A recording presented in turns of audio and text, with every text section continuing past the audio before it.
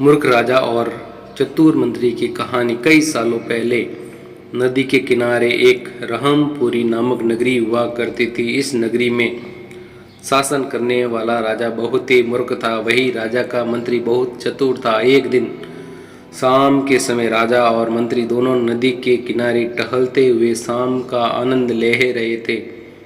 तभी राजा ने मंत्री से एक सवाल पूछा, क्या तुम बता सकते हो कि यह नदी किस दिशा में और कहाँ तक बहकर जाती है? मंत्री ने राजा को तुरंत जवाब देते हुए कहा कि यह नदी पूर्व की दिशा में बहती है और यह पूर्व देश तक जाती है। इस पर राजा ने कहा कि वह नहीं चाहता कि हमारे देश का पानी पूर्व के देशवासी इस्तेमाल करें। राजा ने मंत्री को नदी का पानी रोकने के लिए दीवार खड़ी करने का आदेश दिया।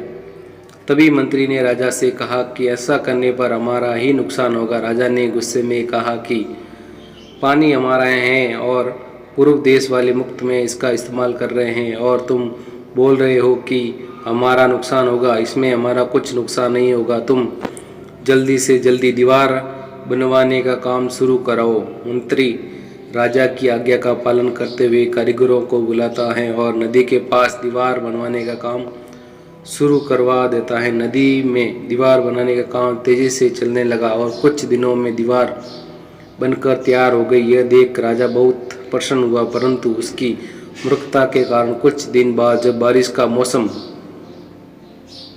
दस्तक देता है तो नदी का पानी पूरे गांव में भरने लगता है। धीरे धीरे पानी लोगों के घरों में घुसना शुरू हो जाता है। इससे परेशान होकर सारे नगरवासी एकत्रित होकर मंत्री के पास आते हैं। मंत्री उन्हें आश्वासन देता है कि वह इस समस्या का हल ढूंढ निकालेगा। लोगों की परेशानी सुनकर मंत्री समाधान निकालने के लिए एक योजना बनाता है। उन्होंने राजमहल में समय को बनाने के लिए घंटा बजाने वाले शख्स को इसमें शामिल किया। वह समय के अनुसार घंटा बजाता था, जिससे लोगों को समय पता चलता था। मंत्री ने उससे कहा कि आज तुम प्रति घंटे के बजाय हर आधे घंटे में घंटा बजाना। उस आदमी ने मंत्री ने जैसा कहा वैसा ही किया। इससे जब सुबह के 3 बज रहे थे तो उसने 6 बार घंटा बजाया।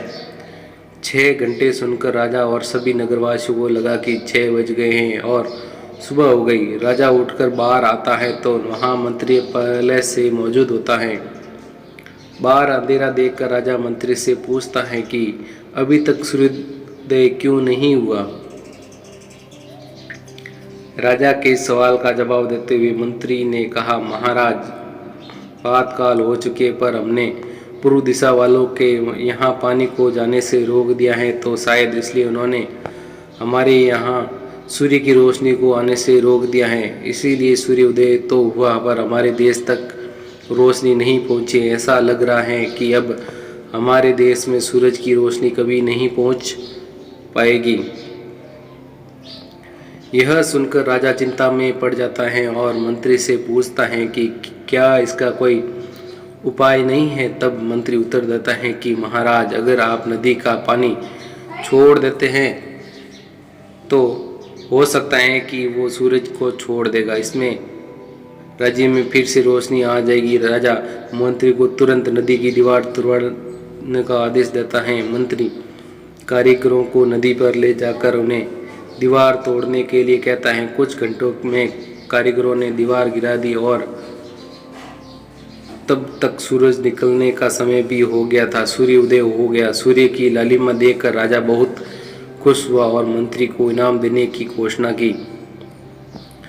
राजा ने मंत्री की तारीफ करते हुए कहा कि तुम्हारे कारण हमारे राज्य में फिर से सूर्योदय हो गया पाया है और तुमने हमारे राज्य को अंधकार से बचाया है। इसके बाद मंत्री कहता है कि महाराज, यह तो राज्य के लिए प्रति मेरा फर्ज था। कहानी से सीख, कभी भी दूसरों का बुरा नहीं करना चाहिए और न ही उनकी तरक्की देखकर उनसे जलन की भावना रखनी चाहिए।